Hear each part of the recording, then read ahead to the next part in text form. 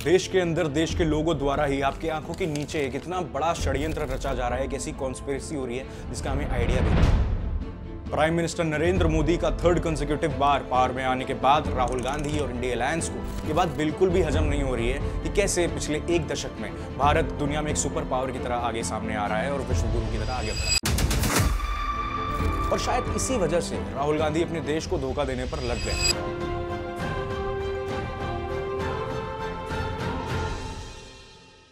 नमस्कार दोस्तों, आज हम बात करेंगे एक ऐसे ही टॉपिक के बारे में जो देश को पता होना चाहिए।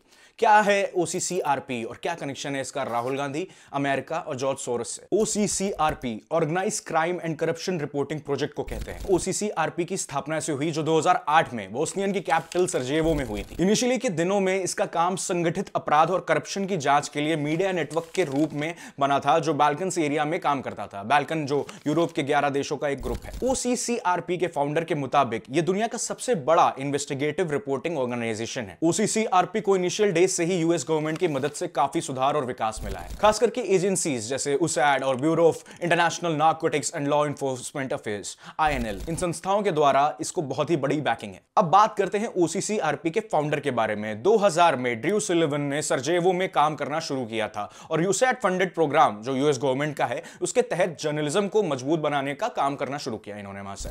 फिर 2003 में सुलिवन ने एक बोस्नियन NGO बनाने का प्रस्ताव दिया था जो इन्वेस्टिगेटिव रिपोर्टिंग पर फोकस करेगा। USAID की मदद से 2004 में centre of investigative reporting CIN की स्थापना हुई, जिसकी निगरानी सुलिवान ने अपने डेलवेयर में रजिस्टर्ड एक कंपनी के थ्रू की थी जो टैक्स हेवंस के रूप में जाना जाता है। 2006 में सुलिवान ने CIN से अपना पद छोड़ा और रोमानियन पत्रकार पॉल रोडो के साथ मिलकर एक क्रॉस बॉर्डर नेटवर्क बनाने को सोचा जो करप्शन और संगठित अपराध के खिलाफ काम करेगा। इस कोलैबोरेशन का नतीजा था OCCRP का गठन जो 2007 में हुआ। लेकिन प्रारंभिक फंडिंग की कमी थी, इसलिए डेविड हॉटकिंसन को, जो एक यूएस गवर्नमेंट अधिकारी थे, उन्होंने फाइनेंशियल मदद दिलाने में एक महत्वपूर्ण भूमिका निभाई। अब जानते हैं डेविड हॉटकिंसन को, ये वो इंसान है जिसे यूएस गवर्नमेंट ने बफर बनाकर यूज किया था। डेविड हॉटकिंसन जो state department bureau of European and Eurasian affairs में डायरेक्टर थे, OCCRP के लिए फंडिंग सिक्योर करने में काफी मददगार साबित हुए। USAID ने रिकमेंड किया था कि सुलिवन जो OCCRP प्रोजेक्ट के लीड थे उनसे कांटेक्ट करें क्योंकि डायरेक्ट फंडिंग देना उनके लिए मुमकिन नहीं होगा। हॉटकिंसन ने bureau of international narcotics and law enforcement affairs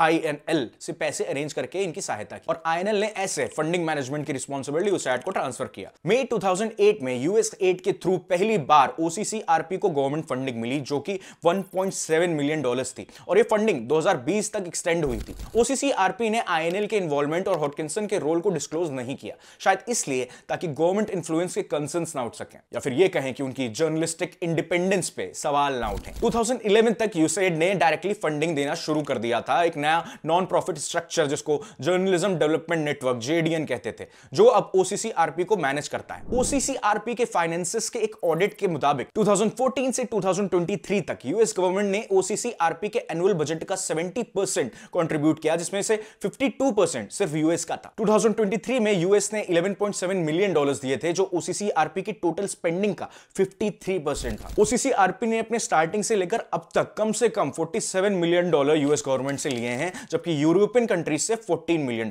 जिसमें Britain, Sweden, Denmark, Switzerland, Slovakia और फ्रांस शामिल हैं। और वही बात करें यूरोपियन यूनियन की तो वहां से $1.1 मिलियन इन्हें मिले। इतनी ज्यादा फॉरेन फंडिंग से यह सवाल उठता है कि क्या OCCRP सच में इंडिपेंडेंट जर्नलिज्म कर रहा है या फिर यह सिर्फ इन गवर्नमेंट के एजेंडास को सर्व कर रहा है। यह फंडिंग खासकर उन देशों के खिलाफ है जो वेस्ट के कुछ इंटरेस्ट के साथ क्लैश करते हैं, जैसे रशिया, इंडिया, चाइना। OCCRP की रिपोर्टिंग इसकी इंटीग्रिटी पे डाउट्स रेस करता है। फिर 2018 में OCCRP ने USAID के रोल को डाउनप्ले करना शुरू किया और उनका लोगो अपने होम पेज से हटा दिया। इसका कारण शायद यह हो सकता है सब देशों को धीरे धीरे पता चल गया था कि इसके पीछे कौन काम कर रहा है। फिर 2019 तक यूएस अब भी मेजर कंट्रीब्यूटर था इसके पीछे, लेकिन उन्हें एक जनरल डोनर लिस्ट में एक्नॉलेज किया गया। यह शिफ्ट इसलिए आया क्योंकि 2019 में यूएस का कंट्रीब्यूशन OCCRP के फंडिंग का 64% हो गया था, जो इस बात को लेकर कंसर्न्स क्रिएट करता है कि OCCRP का फाइनेंशियल डिपेंडेंस यूएस गवर्नमेंट पे इतना ज्यादा क्यों हो गया है। आप ये ग्राफ देखिए और इस ग्राफ को देख देखकर आपको समझ में आएगा कि यूएस गवर्नमेंट इसकी फंडिंग कैसे कैसे इंक्रीज करता गया। अब आपको मैं बताता हूं कि यूएस गवर्नमेंट इतनी फंडिंग क्यों दे रहा था ओसीसीआरपी। एक डेटा के अनुसार 2015 से 2023 तक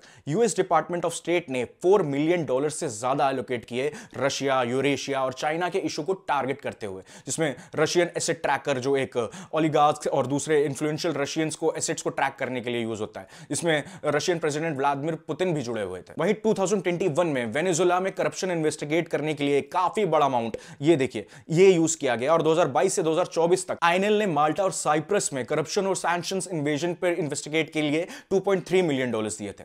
अब सब चीजें ये बताती हैं कि कैसे यूएस इनडायरेक्टली ओसीसीआरपी के थ्रू वर्ल्ड वाइड कंट्रीज में इंटरनल मैटर्स में इन्वॉल्व होता है। सिक्के को पलटते हैं और यहां पे देखते हैं कि जॉर्ज सोरस की होती है एंट्री। ये वही जॉर्ज सोरस हैं जिनका नाम काम हर एंटी इंडिया गतिविधि में शामिल होता है, नाम सामने आ जाता है इनका। ओसीसीआरपी जो खुद को एक इंडिपेंडेंट जर्नलिज्म नेटवर्क के रूप में दिखाने की कोशिश करता है, असली में यूएस के डीप स्टेट और एंटी इंडिया फोर्सेस जैसे जॉर्ज सोरस के एजेंडास को प्रमोट करने में यूज किया जाता है। अगर हम इसकी न्यूट्रलिटी के क्लेम्स को ढंग से देखें तो यह क्लियर हो जाता है कि इसके पीछे डायरेक्टली जॉर्ज सोरस का हाथ है। और आपको एक फन फैक्ट बता दूं कि जॉर्ज सोरस इसके सबसे बड़े फंडर्स में से एक है। इसका खुलासा 2023 में ओसीसीआरपी के को-फाउंडर ड्रू सुलिवन ने अपने जर्नलिस्ट को एक ईमेल भेजी थी, जिसमें उन्होंने खुलासा किया था कि ऑर्गेनाइजेशन के इनिशियल ईयर्स में उन्होंने यूएस रिलेटेड स्टोरीज कवर करने से बचने की कोशिश की थी। और यह बचने की कोशिश क्यों की गई? क्योंकि उनकी फंडिंग लार्जली यूएस गवर्नमेंट और सोरस की ओपन सोसाइटी फाउंडेशन से आई थी। और इस फंडिंग के साथ कुछ शर्तें थी जो एक्सप्लिसिटली यूएस के खिलाफ इन्वेस्टिगेशंस को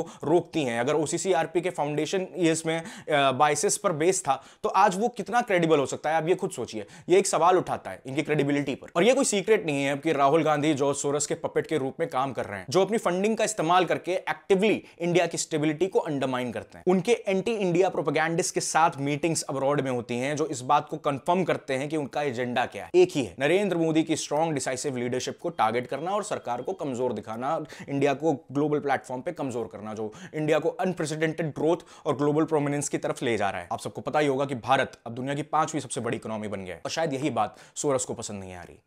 अभी कुछ दिन पहले ही मैंने अरविंद केजरीवाल पे एक वीडियो बनाया था, उसमें भी सोरस का इन्वॉल्वमेंट, मैंने कनेक्शन दिखाया था कि किस तरह से आप और केजरीवाल सोरस से जुड़े हुए हैं। आपको समझना हो अरविंद केजरीवाल और सोरस के कनेक्शन को तो मैं उसका लिंक डिस्क्रिप्शन में डाल दूंगा, वो वीडियो भी जरूर देखिए। आगे बढ़ते हैं राहुल गांधी, सोरस और ओसीसीआरपी के नेक्सस के बारे में, जिसको बीजेपी के नेता संबित पात्रा ने हाल ही में dangerous triangular nexus between George Soros, OCCRP, Rahul Gandhi कह के डिक्लेयर किया, डिबंक किया, एक्सपोज किया। ओसीसीआरपी दुनिया भर में 50 से ज्यादा मीडिया पार्टनर्स के थ्रू काम करता है, लेकिन इसका financial support mostly George Soros और यूएस डीप स्टेट एजेंसी से आता है। जब तक 70% फंडिंग एक ही सोर्स से हो तब तक इसकी सो कॉल्ड न्यूट्रलिटी बस एक दिखावा है। राहुल गांधी ने खुद को इस डेंजरस ट्रायंगल का इंटीग्रल हिस्सा बना लिया है, जिसमें सोरस, ओसीसीआरपी मिलकर काम कर रहे हैं और वो एक्टिवली इंडिया को डिस्टेबलाइज करना चाहते हैं और लगे हुए हैं इस काम में, अपने एजेंडा में, अपने प्रोपेगेंडा में। इंटरनेशनल फोर्सेस और इन्वेस्टिगेटिव मीडिया प्लेटफॉर्म्स के साथ मिलकर राहुल गांधी उन लोगों के टूल बन गए हैं जो भारत की सोवर्जिनिटी और प्रोग्रेस को अंडरमाइन करने की कोशिश कर रही है। उनके एक्शंस सिर्फ इररिस्पॉन्सिबल नहीं है, बल्कि पूरे ढंग से देश के लिए एक बड़ी गड़बड़ी साबित हो रहे हैं, जो इंडिया की ग्रोथ को डिरेल करने का एक प्लान्ड अटेम्प्ट है, जिसमें